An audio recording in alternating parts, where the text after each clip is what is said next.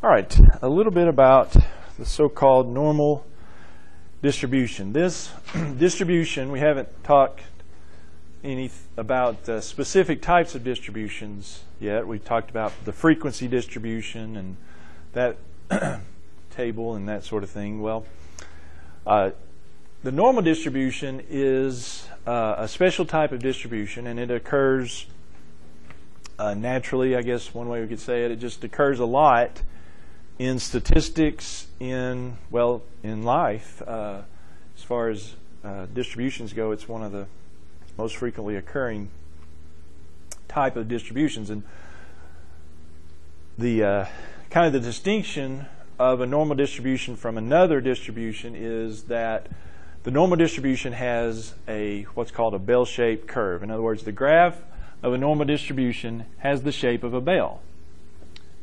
So it's the bell-shaped graph or curve. That's the distinction to be made between it and other distributions. It's a bell-shaped curve. And so we'll get to draw several of these bell shapes. Now, of course, what we're talking about along the bottom here, of course, we got a middle there, but along the bottom is, you just have the values of your distribution or marks for certain ones of the values. But we'll talk about all this. Now, you might note here this is not a bar graph. It is a smooth, continuous, we would say, graph. And technically speaking, these lines out here, they keep progressing towards the line here, but technically they don't ever stop. I mean, the lines just keep going infinitely out there. I mean, it's not very wide out there, but anyway, obviously you can see, and then of course the height of the graph is kind of your frequency, how frequently occurring each value is. So just to ask you this, which of the values on this graph are most frequently occurring? Where are most of your values at? Well, the most values would be in the middle, wouldn't it? There's a few values. There's not very many out here. The graph's not very tall, so there's not very many values out on the ends. Most of them are in the middle there, and we'll speak to that more in just a second. All right, but yeah, a couple of things about the normal distribution. Like I said, number one, it is smooth, and the other point is that it's symmetric.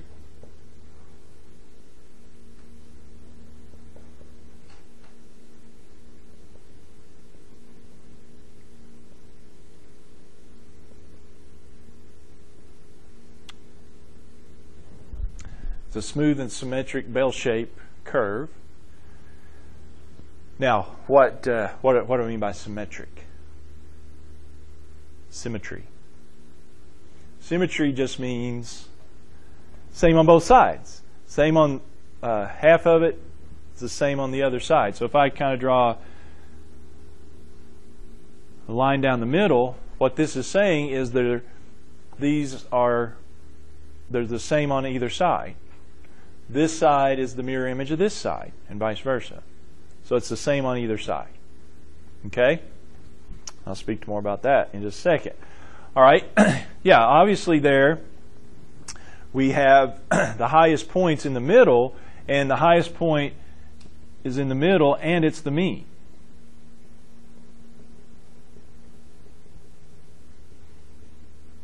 Of this distribution. Highest point is in the middle, and the highest point is always that mean. I mentioned last time about the mean being the average, but another way you can think of the mean is it's kind of the balancing point.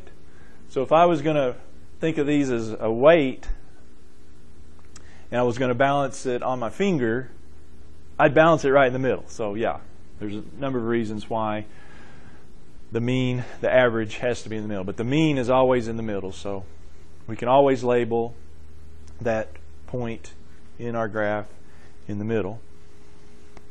Okay? And then one other point is we're going to be talking a lot about percentages of values under the curve.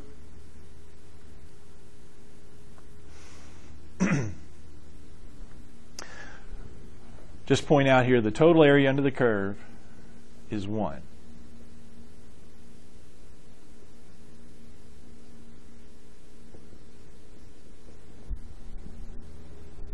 Or 100%, okay? The total area under the curve is 1. And what we might do is break that up into the down the middle there. So what percentage would we have over here to the right of the mean? 50% on the right of the mean, 50% are less, yeah.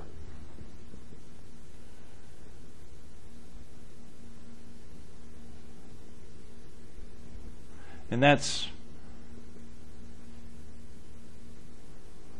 kind of what we're going to be focusing on. You know, you can think of the area under the curve in a lot of different ways. You can think of them as percentages.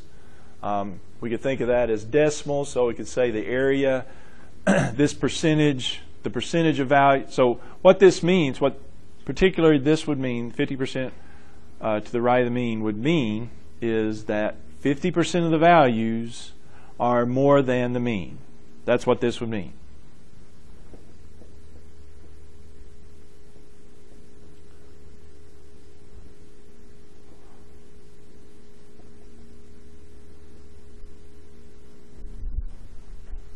"50% of the values are more than the mean," and then of course this would mean 50% of the values are less than the mean.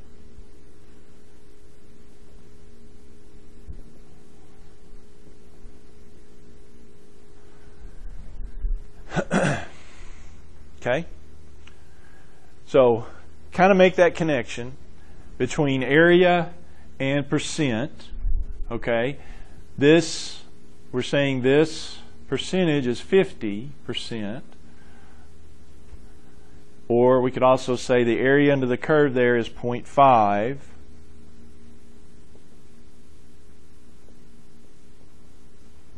Or it's 50% of the area under the curves, however you want to think of it. But percentage and area is the same thing. Now, let's say whatever distribution it is, if I were to ask you, if I were going to select one value from this distribution, what would be the probability I select one that's greater than the mean? What would be the probability I would select one that's greater than the mean? 50%, okay? So we'll also have a couple of problems where they ask you about probability, but probability is the same as percentage.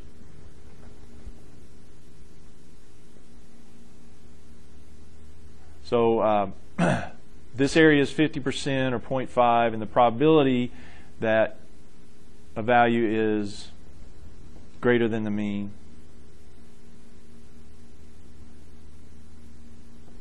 is 50% as well. So what I'm getting at here, probability of value is greater than the mean is 50%,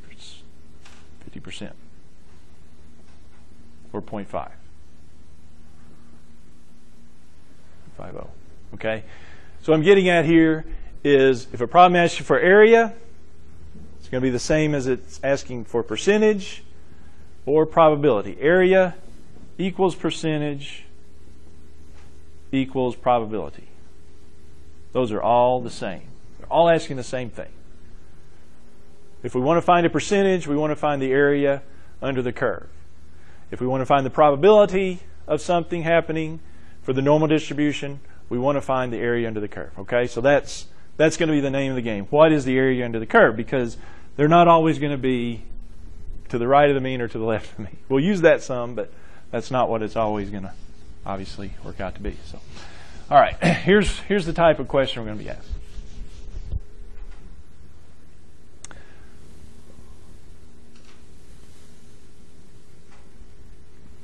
All right. Let's say I know this. Let's say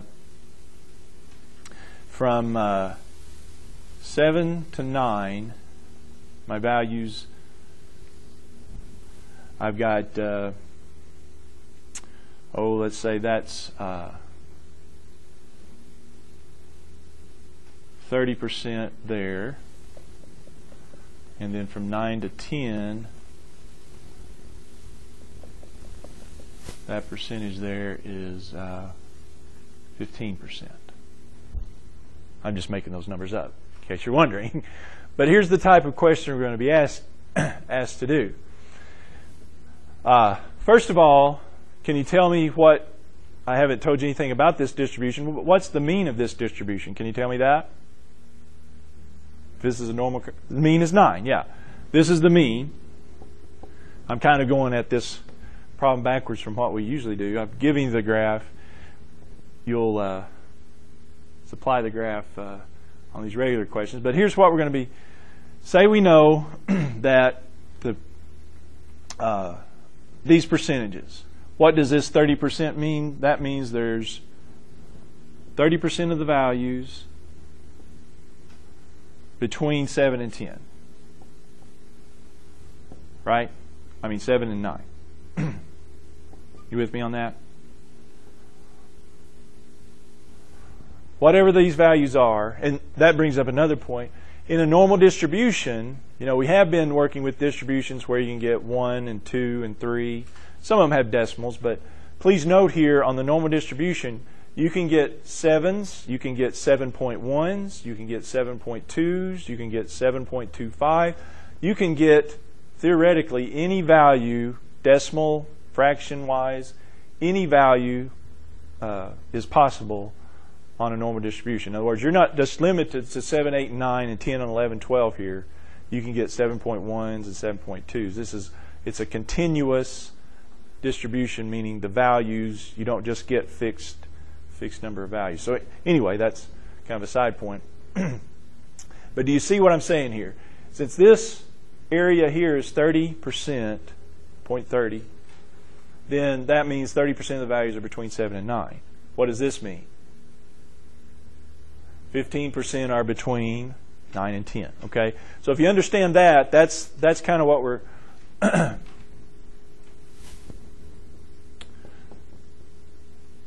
So 15% are between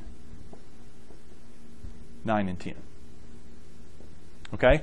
So if I were to ask you what percentage of values are between 7 and 10, what would you tell me? Add them up, yeah. Yeah. Since I know 7 to 9 is 30%, and I know 9 to 10 is 15%, wouldn't the percentage of values between 7 and 10 be 30 and 15 added together? So that's kind of the idea we're going at here when we're doing these problems. Okay? With a few twists, of course, along the way. All right?